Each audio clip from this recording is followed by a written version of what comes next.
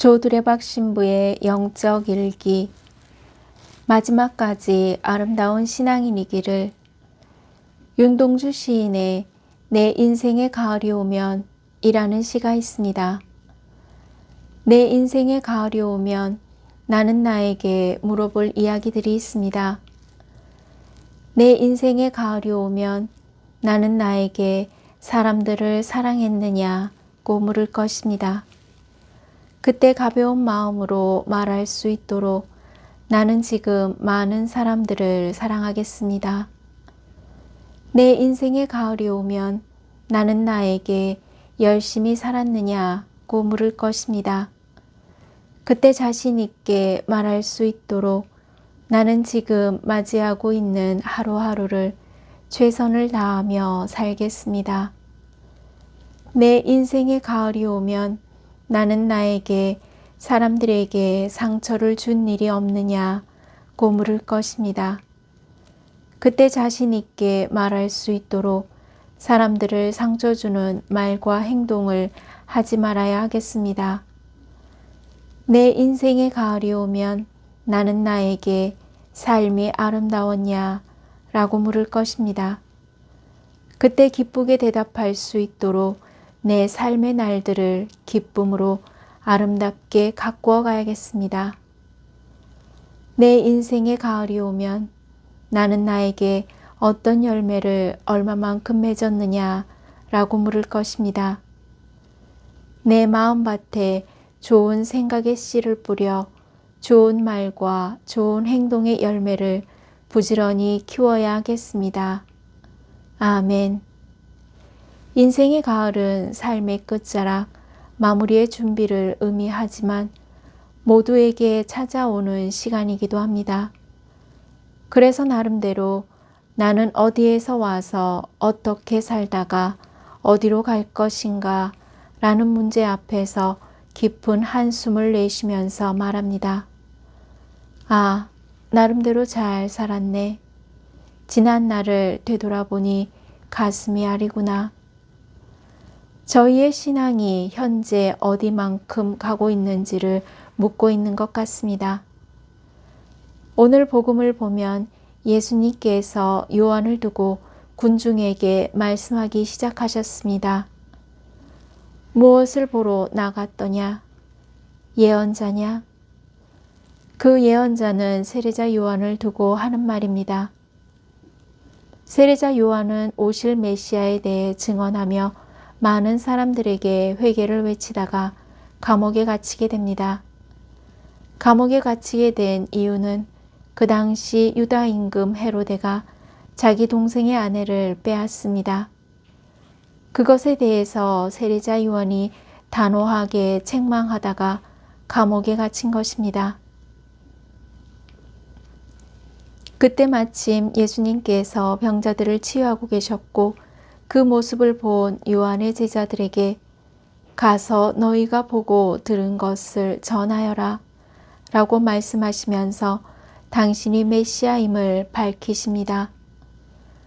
또한 나에게 의심을 품지 않는 이는 행복하다 라고 말씀하시면서 감옥에 갇힌 요한에게 신앙의 확신을 지니고 흔들리지 않기를 바라십니다. 분명 요한은 그 감옥 생활이 견디기 어려웠을 것입니다.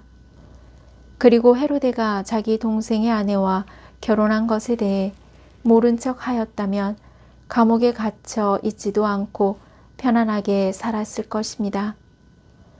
하지만 세례자 요한은 자신의 이익을 위해 양심을 팔고 탐욕을 채우고 누리려는 사람이 아니라 하느님만을 바라보고 하느님의 뜻을 따르는 사람이었던 것입니다.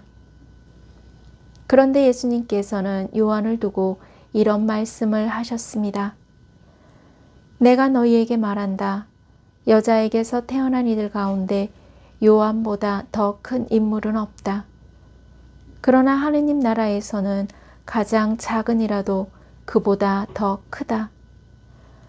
세례자 요한은 참으로 큰 인물이고 참으로 대단한 인물이었지만 아직 예수 그리스도의 사랑을 맛보지 못한 고약의 인물이었습니다.